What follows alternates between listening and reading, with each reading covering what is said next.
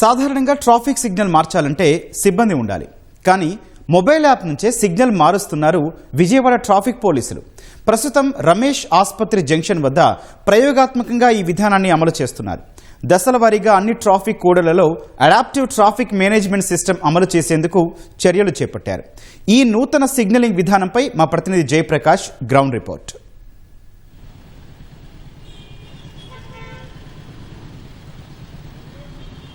గౌతమ్, ప్రస్తుతం నూతన పోలీసులు ఈ ట్రాఫిక్ పోలీసులు నూతన విధానాన్ని అమలు చేస్తూ ఉన్నారు. టెక్నాలజీలో దూసుకువెళ్తూ ఉన్నారు. ప్రస్తుతం చూసుకున్నట్లయితే విజయవాడ నగరంలో ప్రధాన కూడళ్లలో ఒకటైనటువంటి రమేష్ హాస్పిటల్స్ జంక్షన్ వద్ద ప్రత్యేకంగా ఇటు మొబైల్ యాప్లో సిగ్నల్స్ను వినియోగించే విధంగా ఏర్పాటు చేశారు. ప్రస్తుతం ఈ వినియోగాన్ని 3 దశల్లో ఏర్పాటు చేసే విధంగా పోలీసులు ఒక ప్రణాళిక సిద్ధం చేశారని చెప్పుకోవచ్చు.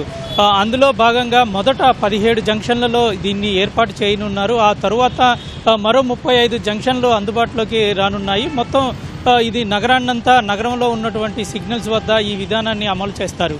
ప్రస్తుతం ITMS intelligent traffic management system ద్వారా ఈ సిగ్నల్స్ పనిచేస్తూ ఉన్నాయి.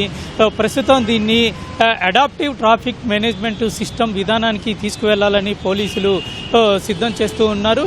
అసలు ఈ విధానం ఎలా పనిచేస్తుందో ఒకసారి చూద్దాం.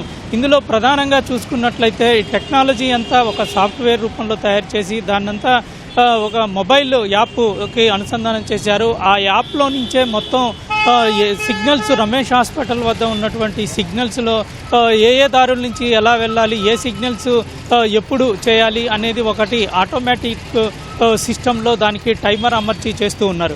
అదేవిధంగా దాన్నే మాన్యువల్గా చేయాల్సి వచ్చినప్పుడు సాధారణంగా ఒక బాక్స్లో కొన్ని బటన్స్ ఉంటాయి. ఆ బటన్స్ ఉన్న బాక్స్ వద్ద ఖచ్చితంగా సిబ్బంది ఉండి రద్దీని బట్టి ఆ బాక్స్లో ఉన్నటువంటి స్విచ్ ఆన్ చేసి ఆఫ్ చేస్తూ ఉంటే సిగ్నల్స్ మారుతూ ఉంటాయి. అలా కాకుండా కేవలం ఆ కూడలి వద్దే ఉండకుండా కూడలి నుంచి 50 మీటర్ల దూరంలో ఎక్కడ ఉండైనా సరే అక్కడ ఉన్నటువంటి రద్దీని చూస్తూ ఈ సిగ్నల్స్ని మారుస్తూ ఉండే అవకాశం అయితే కనబడుతుంది.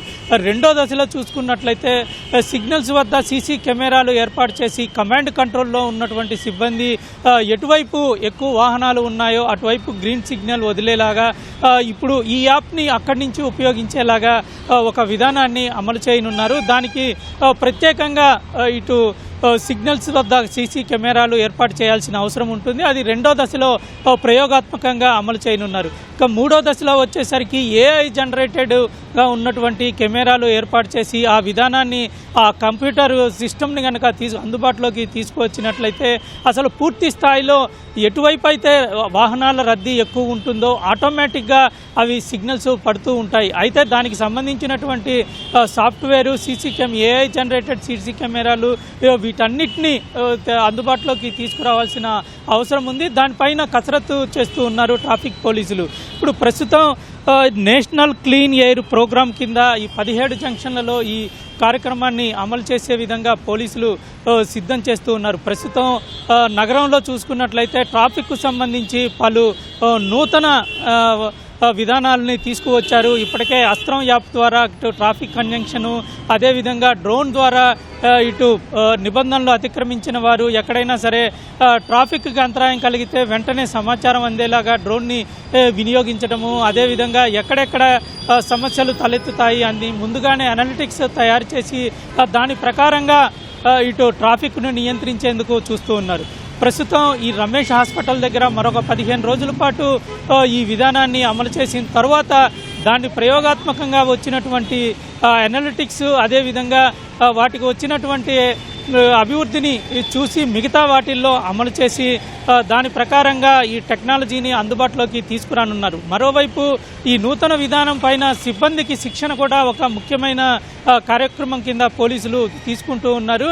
విడతల వారీగా సిబ్బందికి శిక్షణనిచ్చి ప్రయోగాత్మకంగా అమలు చేసిన తర్వాతే దాన్ని పూర్తి స్థాయిలో అమలు చేసేందుకు చూస్తూ ఉన్నారు. అక్కడక్కడ ఎప్పుడైనా సమస్యలు వస్తే దాన్ని ఏ విధంగా పరిష్కరించాలనేది నిపుణులతో చర్చించి వెంటనే దాన్ని పరిష్కరించి పూర్తి స్థాయిలో అమలు చేసే విధంగా ఈ విధానాన్ని అందుబాటులోకి తీసుకొస్తూ ఉన్నారు. మొత్తం మీద ట్రాఫిక్ మరికొన్ని రోజుల్లోనే ఇటు AI జనరేటెడ్ ట్రాఫిక్ సిగ్నల్స్గా మారబోతున్నాయని చెప్పుకోవచ్చు. గౌతమ్, కెమెరామెన్ సైదాతో జయప్రకాష్, ఈటీవీ న్యూస్, విజయవాడ. ధన్యవాదాలు జయప్రకాష్.